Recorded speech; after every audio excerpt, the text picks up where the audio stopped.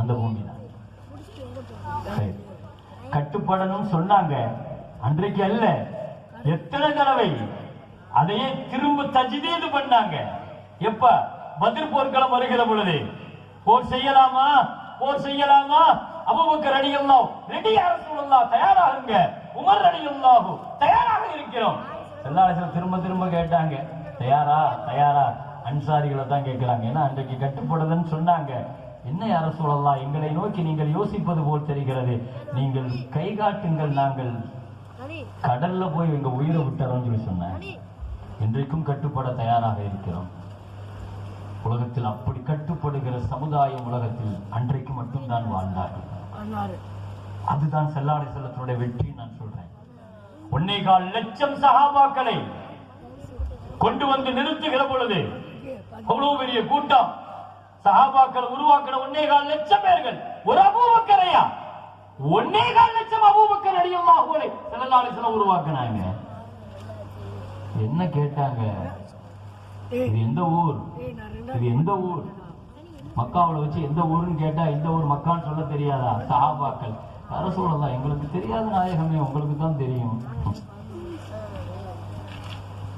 எந்த ஊருன்னு கேட்டா என்ன, லா துகத்திமு பைன யதையில்லாஹி வ ரசூலி, அல்லாஹ் சொல்லி கொடுத்தாங்க, நபியை முந்தி பேசக்கூடாது, நீங்க உங்களுக்கு தான் தெரியும் யா ரசூலுல்லாஹ், இது எந்த நாள் உங்களுக்கு தான் தெரியும், இது இந்த மாசம் உங்களுக்கு தான், இது துல்ஹஜ்ஜா தானே, அலைஸ துல்ஹஜ்ஜா, இது துல்ஹஜ் இல்லையா யா ரசூலுல்லாஹ், நீங்க சொன்னா துல்ஹஜ், இது அரஃபா தானே, நீங்க சொன்னா அரஃபா, இது மக்கா தானே யா ரசூலுல்லாஹ், நீங்க மக்கா இல்ல மதீனான்னு சொல்லுங்க, நாங்க மதீனான்னு மாத்துறோம், எங்களுக்கு ஷரியத் நீங்க தான் யா ரசூலுல்லாஹ். இந்த கட்டுப்பாடு தாங்க இன்னைக்கு சமுதாயம் இழந்து நிக்குது. அன்றைக்கு உருவாக்கின அந்த கட்டுப்படுதல் இந்த சமுதாயத்தை திட்டமிட்டு அந்த கட்டுப்படுதலை சிதைத்தார்கள். சொல்லிட்டு போனாங்க, எங்க அந்த கட்டுப்பாடை உடைப்பாங்கிறத அடையாளம் காட்டிட்டு போனாங்க ஸல்லல்லாஹு அலைஹி வஸல்லம். ஹுதைஃபா ரலியல்லாஹு அன்ஹு உமர் ரலியல்லாஹு போய் கேட்பாங்க, இந்த உம்மத்தினுடைய கட்டுப்பாடு கொலையும் ஒரு பெரிய கடல் கொந்தளிப்பு ஏற்படுற மாதிரி ஃபித்னா கொந்தளிப்பு ஏற்படும் ரசூலுல்லாஹ் சொன்னாங்களே, இந்த உம்மத்தினுடைய கட்டமைப்பு கொலையிறது எப்போன்னு கேட்டாங்க. அது உங்களுக்கு எதுக்குங்க, உங்களுக்கு தேவையில்லைங்க போங்க அப்படின்னாங்க உதயபா ரலியல்லாஹு. உமர் ரலியல்லாஹு சொல்லுங்களேன், நீங்க அந்த கட்டமைப்பு எப்போ உடையும், இந்த உம்மத்தினுடைய இந்த கட்டுக்கோப்பு எப்போ உடையும், உங்களுக்கு தேவையில்லை போங்க. அதை தடுத்து நிறுத்தி இருக்குது ஒரு வாசல், வராது. உமர் ரலியல்லாஹு விடல. உதயபா ரலியல்லாஹு திரும்ப கேட்டாங்க, அயுஃப்தஹு பாபுனா யுக்லக், அந்த வாசல் திறக்கப்படுமா உடைக்கப்படுமான்னு கேட்டாங்க. ஹுதைஃபா ரலியல்லாஹு, வாசல் உடைக்கப்படும், உடைக்கப்பட்டால் கியாமத் வரைக்கும் மூடப்படாதுங்க. அது என்ன வாசல், என்ன வாசல், என்ன வாசல்? எல்லாரும் உமர் ரலியல்லாஹுவை தொழுகையில் கொலை செய்து ரத்த வெள்ளத்தில் உமர் ரலியல்லாஹு சரிந்த பொழுது ஹுதைஃபா ரலியல்லாஹு சொன்னாங்க, அந்த வாசலை உடைச்சிட்டாங்கன்னு சொன்னாங்க. அந்த வாசலை ஒரு ராணுவ கட்டமைப்பை உடைச்சிட்டாங்கன்னு நாங்க, இந்த உம்மத்தினுடைய ராணுவ கட்டமைப்பு திட்டமிட்டு அந்தந்த காலகட்டத்தில் இந்த தலைமையும் அந்த கட்டுப்படுதலும் ஏற்படுகிற பொழுது கவனமாக இந்த சமுதாயம் ஒன்றுபடாமல் பார்த்துக் கொள்றதுல எதிரிகள் அத்தனை பேர்களும் ஓரணியில் இருக்கிறார்கள். அவங்களுக்குள்ள 1008 கருத்து வேறுபாடுகள் இருக்கலாம். தஹ்சபுஹும் ஜமீஆ வ குலூபுஹும் ஷத்தா, அல்லாஹ் குர்ஆன்ல சொல்லுவான். எதிரிகளா பார்க்கும்போது அவன் எல்லாம் ஒன்னா இருக்கிற மாதிரி தான் அவங்களுக்கு தெரியும். அவனுக்குள்ள 1008 பிரிவுகள் இருக்குதுங்கிறான் அல்லாஹ் தஆலா. அவன் இதயத்துல பிரிஞ்சு போய் இருக்கிறான். ஆனா இஸ்லாத்துக்கு எதிராக, இந்த உம்மத்துக்கு எதிராக வரும்போது அத்தனை பேரும் ஓரணியில் நிற்கிறான். சர்வதேச அளவுல நான் சொல்றேன், சர்வதேச அளவுல இன்றைக்கு என்ன செய்யணும்? இந்த சமுதாயம் வென்றெடுக்கணும். எதை? நபிகள் நாயகம் ஸல்லல்லாஹு அலைஹி வஸல்லம் வென்றெடுத்த ஒரு சமூகம். அது என்ன சமூகம்? முஸ்லிம் அல்லாத சகோதர சமயத்தை இன்றைக்கு நாம் வென்றெடுக்கணும். அவர்களை நாம் இன்றைக்கு இழந்து நிற்கிறோம் பெருமக்களே. நம்மை சுற்றி வாழுகிற இந்த சமுதாயத்தை இன்றைக்கு அவர்களை நாம் நற்குணத்தால் நாம் வென்றெடுக்கணும், நல்லிணக்கத்தால் வென்றெடுக்கணும். நபிகள் நாயகம் ஸல்லல்லாஹு அலைஹி வஸல்லத்திற்கு நெருக்கடிகள் வருகிற பொழுதெல்லாம் வந்து நின்றவர்கள் யார்? 3 வருஷம் பாய்கட் பண்ணி தடை பண்ணி வச்சிருந்தாங்க ஷோபே அபி தாலிப்ல ஸல்லல்லாஹு அலைஹி வஸல்லத்தை. சட்டத்தை உடைச்சு ஸல்லல்லாஹு அலைஹி வஸல்லத்தை உள்ள கொண்டு வந்தது, ஊருக்குள்ள கொண்டு வந்தது யாரு? முத்இம் இப்னு அதி, அபுல் பக்தர், ஹிஷாம், ஒரு 5 பேரு நான் முஸ்லிம் தான், நான் முஸ்லிம் தான். ஸல்லல்லாஹு அலைஹி வஸல்லத்துக்கு ஒரு பிரச்சனைன்னா யார் வந்து நிற்கிறாங்க? தாயிஃப்ல நிறுத்தி வச்சுட்டாங்க. தாயிஃப்ல இருந்து வரும்போது பத்திர நகலால எதிரிகள் நிறுத்தி வச்சுட்டாங்க. மக்காவுக்குள்ள நுழையக்கூடாதுன்ட்டான். யார் உள்ள கொண்டு வந்தா?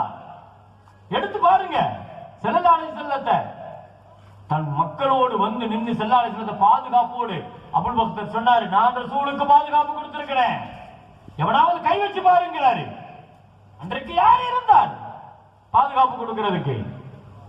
மக்காவில் இருந்து மதீனாவுக்கு ஹிஜ்ரத் யார் வழிகாட்டிட்டு போனா? அழைச்சிட்டு போனது யாரு? அபூபக்கர் ரலியல்லாஹு அன்ஹு ஸல்லல்லாஹு அலைஹி வஸல்லத்தையும் இப்னு உரையத் என்ற ஒரு நான் முஸ்லிம். மக்காவுல இருந்த காலங்கள் வரைக்கும் ஸல்லல்லாஹு அலைஹி வஸல்லம் 53 வருஷம் வரைக்கும் வாழ்ந்தது முஸ்லிம்களை விட முஸ்லிம் அல்லாதவங்களோட தான் அதிகமா வாழ்ந்திருக்காங்க. மக்கா மதீனாவுக்கு போகும்போதே ஒரு 500 பேர் தாங்க முஸ்லிம்கள் இருந்தாங்க மக்கால.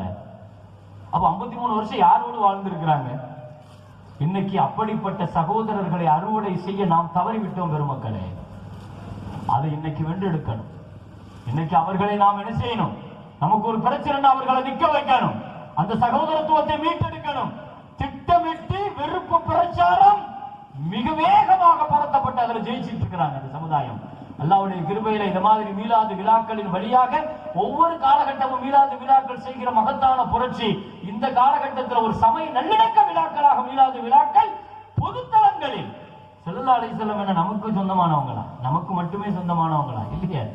அல்லாஹ் எப்படி ரப்புல் ஆலமீன் தன்னை சொல்றானோ, குர்ஆன் எப்படி ஸிக்ருல் ஆலமீன் என்று சொன்னானோ, அதே மாதிரி தானே ரஹ்மத்துல் ஆலமீன் அல்லாஹ் தஆலா சொன்னான்.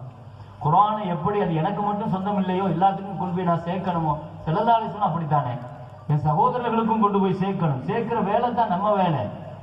ரசூல் ஸல்லல்லாஹு அலைஹி வஸல்லத்தை பற்றி இன்னைக்கு பொதுத்தலங்களில் இருந்து அல்ஹம்துலில்லாஹ் மஸ்ஜிதுகளுக்குள் நமக்கு நாமே பேசி பேசி இன்றைக்கு பொதுத்தலங்களுக்கு காலத்தினுடைய தேவைக்காக மீலாது விழாக்கள் வந்திருக்கிறது. அல்ஹம்துலில்லாஹ் பெரிய பெரிய மாற்றங்கள் இதன் வழியாக ஏற்படுகிற சகோதர உணர்வுகள், சகோதர நெருக்கங்கள். அல்ஹம்துலில்லாஹ் அல்ஹம்துலில்லாஹ் ஒவ்வொரு விஷயத்தை பற்றியும் ஸல்லல்லாஹு அலைஹி வஸல்லம் உருவாக்கின ஜெயிச்சு காட்டிய இந்த தலைமைத்துவமும் இந்த கட்டுப்பாடும்.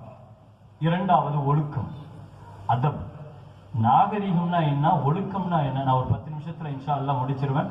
எனவே அந்த நான் சொல்லுகிற ஸல்லல்லாஹு அலைஹி வஸல்லம் வாழ்க்கையில் அந்த சஹாபிகளை நெறிப்படுத்தி ஒழுங்குபடுத்தி அந்த அரபுகளை கொண்டு வந்து இவ்வளவு உயர்வான ஒரு நிலைக்கு கொண்டு வந்து நிறுத்தினதுல கல்வி புரட்சி செஞ்சாங்க, பொருளாதார புரட்சி செஞ்சாங்கிறதெல்லாம் இரண்டாம் கட்டம்.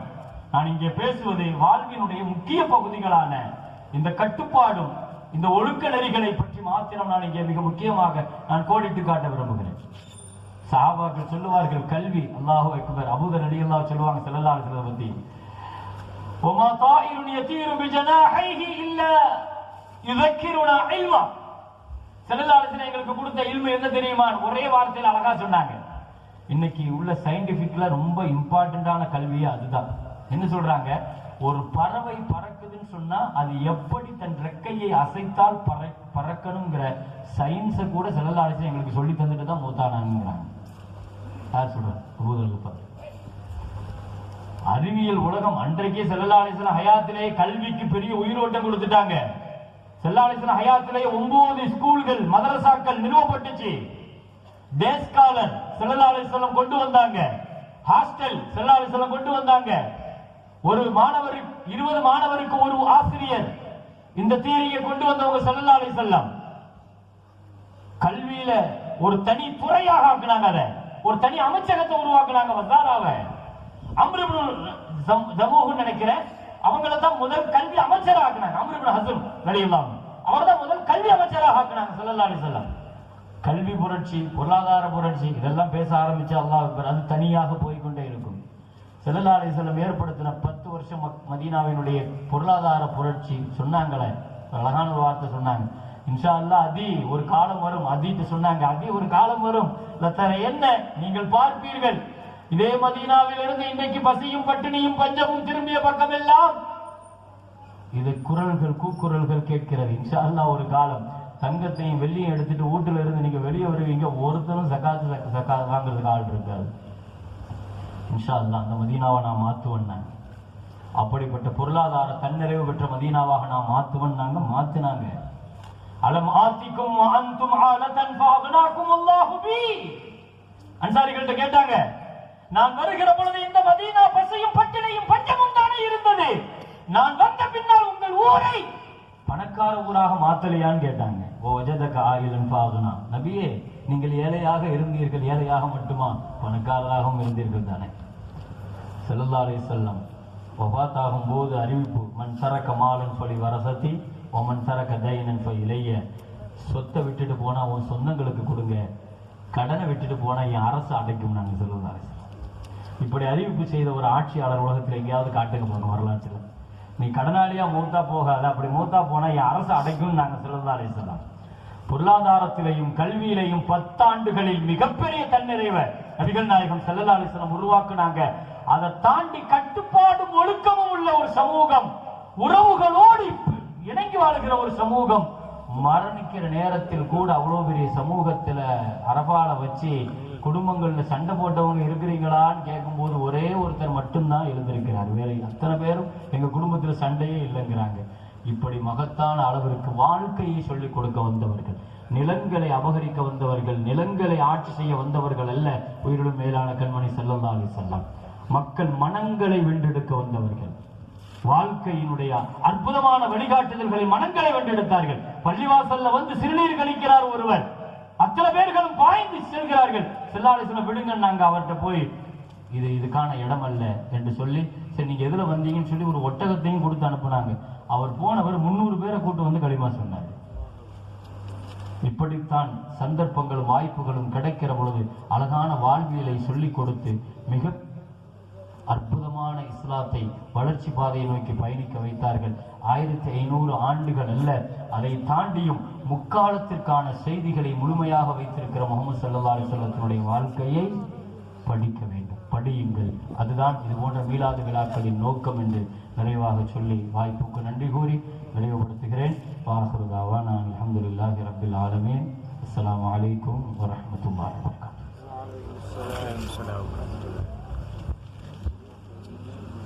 நமது ஜமாத்தினுடைய தலைவர் கண்ணியத்திற்குரிய ஆபிதீன் அவர்கள் ஹசரத் அவர்களுக்கு பொன்னாடை போர்த்தி கௌரவிப்பார்கள்.